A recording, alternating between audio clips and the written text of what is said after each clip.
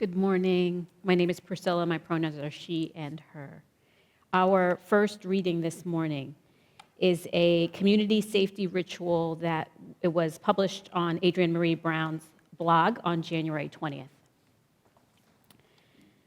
There's some instructions in the beginning, and then it goes into the blessing. Write down or bring to mind the names of those you commit to protecting. Specific names and targeted groups of people. It can be a long list or a short one. It just needs to be a true commitment for you. It is our turn to carry the world. We are each other's safety right now and every day. Decide who you will protect, yourself, your own, and who else. It's time to cover all that we love, land, creature, place, person. Intertwine your roots with mine. In this way, our lives become miracles. There will be strangers. They will become comrades. We will each say our needs. We will learn to let community come closer. Every part of us is a shield. Our words, our trust, our hearts, our bodies in action, and the freedom to think for ourselves. We are the adaptation no oppressor can imagine. Our love is water, form shifting, power, river, vapor, life. We flood each other with belonging. We are building our stamina. We dream of the real world. We carry God and see God in each of our faces. Your holiness is not too heavy, not for me. Our attention and courage show us the next stand to take, the next hill on which to hold each other, and if needed, the next hiding place, survive. Our imagination and memory find the wisdom of our ancestors, find our future in the rubble, find the seeds in our songs. We choose our freedom, we keep each other's souls intact, safer than any cage of empire. We know something better is coming. We are each other's safety. We see each other's freest selves. We will hold on tight in public, in private, over and underground, and we will never let go. We will never let go. We will never let go. We will never let go. Now take that piece of paper and memorize it. That is your spell of community safety. When you have it in your tongue and bones, bury it into dirt you love, so the earth holds this commitment with you, with us. Ashe. And so it is. Our second reading this morning comes from Hebrew chapter 11, verses 23 through 12:3. In my Bible, it was titled The Faith of Moses. I did stray from the lectionary today. On purpose. And what I think it should be titled is Examples of Faith to Help the Discouraged. By faith, Moses was hidden by his parents for 3 months after his birth because they saw that the child was beautiful, and they were not afraid of the king's edict. By faith, Moses, when he was grown up, refused to be called a son of Pharaoh's daughter, choosing rather to share ill treatment with the people of God than to enjoy the fleeting pleasures of sin. He considered abuse suffered for the Christ to be greater wealth than the treasure of Egypt, for he was looking ahead to the reward. By faith, he left Egypt, unafraid of the king's anger, for he persevered as though he saw him who is invisible. By faith, he kept the Passover and the sprinkling of blood so that the destroyer of the firstborn would not touch the firstborn of Israel. By faith, the people passed through the Red Sea as if it were dry land, but when the Egyptians attempted to do so, they were drowned. By faith, the walls of Jericho fell, and after they had been encircled for 7 days. By faith, Rahab did not perish with those who were disobedient, because she had received the spies in peace. And what more should I say? For time would fail me to tell of Gideon, Barak, Samson, Jephthah, of David and Samuel and the prophets, who through faith conquered kingdoms, administered justice, obtained promises, shut the mouths of lions, quenched the power of fire, escaped the edge of the sword, were made strong out of weakness, became mighty in war, put foreign armies to flight. Women received their dead by resurrection. Others were tortured, refusing to accept release in order to obtain a better resurrection. Others suffered mocking and flogging and even chains and imprisonment. They were stoned to death. They were sown in two. They were killed by the sword. They went about in skins of sheep and goats, destitute, persecuted, tormented, of whom the world was not worthy. They wandered in deserts and mountains and in caves and holes in the ground. Yet all of these, though they were commended for their faith, did not receive what was promised, since God had promised something better, so that they would not, apart from us, be made perfect.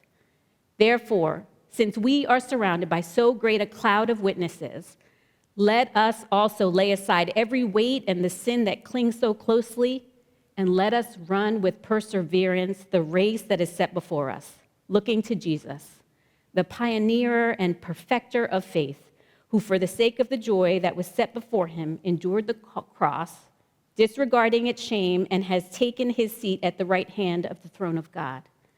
Consider him who endured such hostility against himself from sinners, so that you may not grow weary in your souls or lose heart. The book of Hebrews employs a pilgrimage motif to present Christians as people on a journey. The journey of God's people to the promised land of Canaan was only an earthly representation of the greater spiritual journey of God's people toward an eternal city in a heavenly country. The author of Hebrew offers examples of where people should seek guidance when trouble besets them. As we find ourselves in the midst of our own troubles, I thought we might apply the lessons from this sacred text. The first example of where the book of Hebrews suggests that people seek guidance is from their very own history. They have endured hard struggles in previous times and proven that they are not people who shrink back and are lost. Rather, they are people who persevered and are saved. The second example is the witness to faith provided by heroes of the Bible who have borne all manner of suffering and shame in mere anticipation of what is now at last becoming reality. The third and greatest example is Jesus, for whom the joy of being elevated to God's presence proved sufficient to endure hostility without growing weary or losing heart. As one tested in every way, Jesus established himself as a pioneer who can guide those on the journey that he completed. The problem is we are not Jesus. We're only a month deep into 2025, and many of us are growing weary and losing heart. I want us to consider that we have a choice to make between despair and liberation. Let's see what happens if we apply the outline of this text to our current context. We'll look to our own history, we'll look to our heroes, and we'll look to Jesus. What does our own history tell us about this present moment? Let's look at the period from the 1870s to 1920s called the Gilded Age. Like now, that period was marked by political corruption, economic inequality, social strife, and threats to democracy. During this time, political machines like Tammany Hall and corporate monopolies wielded outsized influence over elections and policymaking. Voter suppression targeted Black Americans, enabled by Jim Crow laws. The late 19th and 20th centuries saw deep divisions between rural and urban America, as well as between labor and business. During this time, the rights of marginalized people were restricted. The post-resurrection era saw severe rollbacks of civil rights for Black Americans, the Chinese Exclusion Act, and the oppression of women seeking suffrage. The Supreme Court upheld segregation and discrimination through rulings like Plessy versus Ferguson, which concluded that racial segregation did not violate the U.S. Constitution. The Gilded Age saw a widening wealth gap and the rise of titans like Rockefeller, Carnegie, and Morgan. I may as well have said Bezos, Musk, and Zuckerberg, whose immense wealth contrasted sharply with the struggles of factory workers and farmers. But how did that history play out? As the rich grew richer during the Gilded Age, The poor grew poorer, which spurred the call for reforms that led to what was called the Progressive Era. America saw trust busting, the expansion of voting rights, new labor protections like minimum wage, child labor laws, and union rights, social movements that pressured the government to address inequality. We could be on the cusp of another era of reform if we can be part of the growing public demand for change. We must choose liberation over despair. Liberation is not an easy thing to define or to come by, but you know it when you see it, don't you? Like most things, I think our degree of liberation lies on a spectrum. None of us is absolutely free or absolutely bound. Take a moment to think about who is the freest person you know. How would you describe them? What makes them stand out in your mind as particularly free? I bet the ones we conjured up have similar traits. You know, someone who's completely themselves, with little ability to or interest in changing up based on their context. They seem willing to say hard truths that no one wants to hear, mostly unafraid, largely unbothered, willing to endure whatever consequences come their way. When we are in the presence of these people, the freest among us, a longing sets in to be with them, to learn from them, to be like them. How did they get to this state? What did it take, and how can we sign up for their masterclass? One of the features of free people that I most admire is that while most of us are like fish who don't know that they're in water, they can see the bigger picture and the patterns that exist in their habitat. Not only are they aware of the sea, they are aware of marine life toxins, hazards, and the ways of predators. And they find miraculous ways to adapt and survive and to warn the rest of us about the dangers. What's ironic is that in today's context, it would seem that the freest people would be the people with the most power and resources. But we know that that is not true. Do you think Jeff Bezos is free? No, the people who are modeling liberation are the ones who sit in the seats of the most vulnerability. I'm talking about the queer ones, the indigenous ones, the poor ones, the trans ones, the people with disabilities, the ones whose life circumstances you might dare look upon with pity in your own state of ignorance. Renowned German poet and writer Johann Wolfgang von Goethe said, "None are more hopelessly enslaved than those who falsely believe themselves free."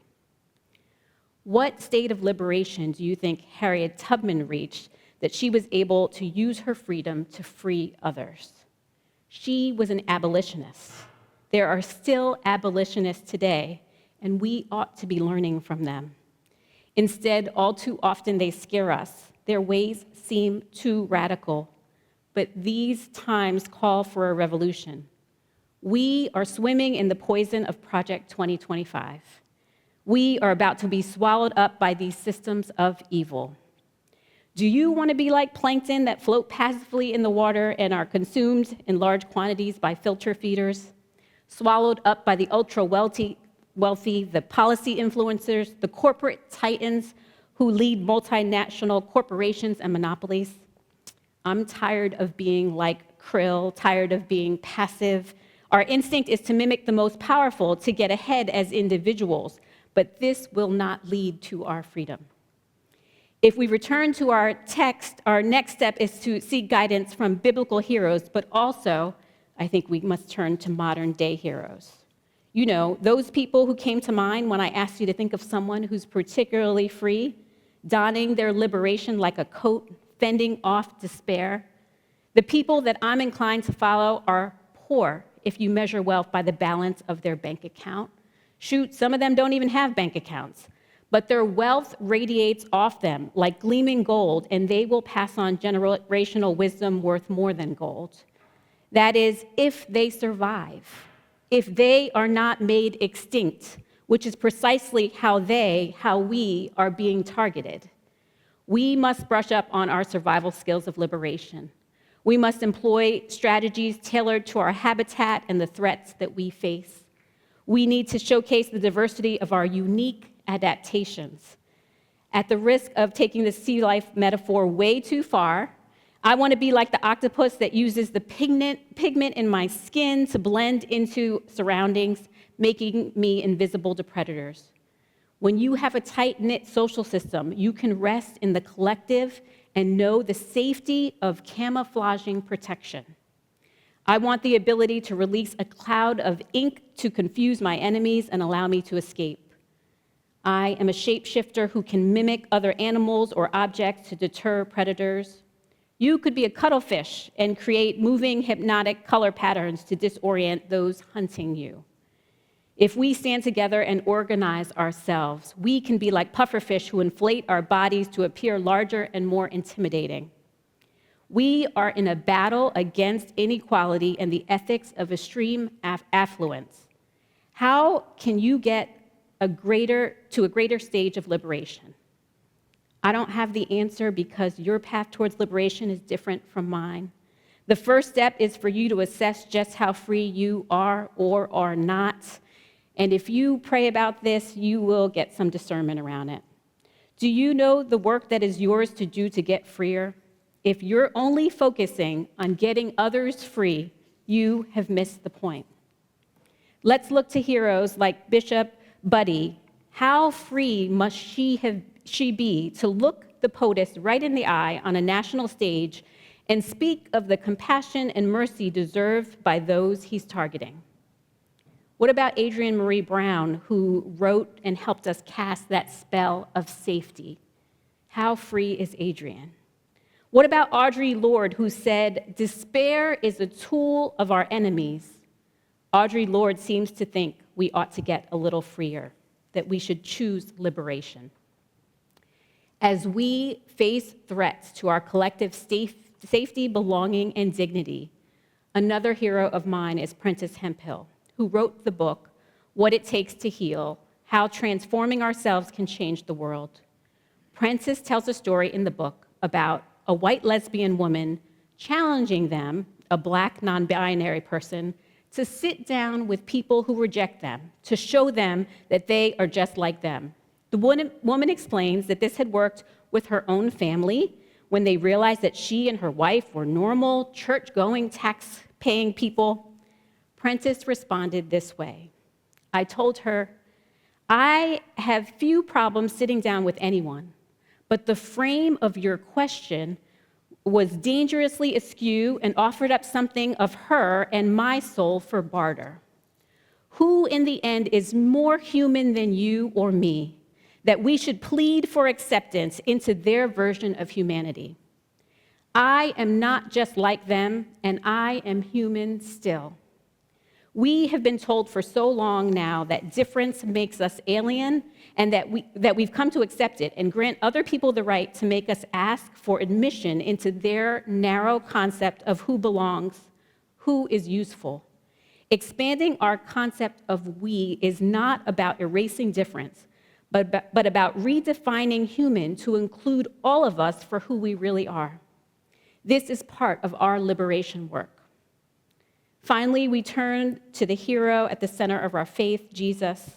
Jesus' first public declaration of his mission was in a synagogue where he read from Isaiah. The Spirit of the Lord is upon me because he has anointed me to proclaim good news to the poor. He has sent me to proclaim liberty to the captives and recovery of sight to the blind, to set at liberty those who are oppressed, to proclaim the year of the Lord's favor. Jesus frequently challenged the wealthy and powerful, warning against greed and exploitation. Woe to you who are rich, for you have received your consolation. Woe to you who are full now, for you shall be hungry. You cannot serve both God and money. Jesus consistently uplifted the marginalized, women, poor, Samaritans, tax collectors, and the sick. He taught that God's kingdom would overturn existing power structures, saying, "The last shall be first and the first last. Blessed are the meek, for they shall inherit the earth." His parables, like that of the Good Samaritan, emphasized breaking societal barriers and caring for the oppressed. Jesus' message of liberation was deeply tied to love and justice, giving us marching orders to love your neighbor as yourself. In closing, I want to share a benediction of sorts that is a blend of our biblical text and the words that I found at the bottom of Prentice Hemphill's website. May we be all of these things: tender enough to feel, present enough to witness, humble enough to listen, courageous enough to act, accountable enough to change. Therefore, since we are surrounded by so great a cloud of witnesses, let us also lay aside every weight and the sin that clings so closely, and let us run with perseverance the race that is set before us, looking to Jesus, the pioneer and perfecter of faith. Consider him who endured such hostility against himself so that you may not grow weary in your souls or lose heart. May we do our best to live in defiance of despair. Let's get freer, for it's our turn to carry the world. This is the good news of God. Amen.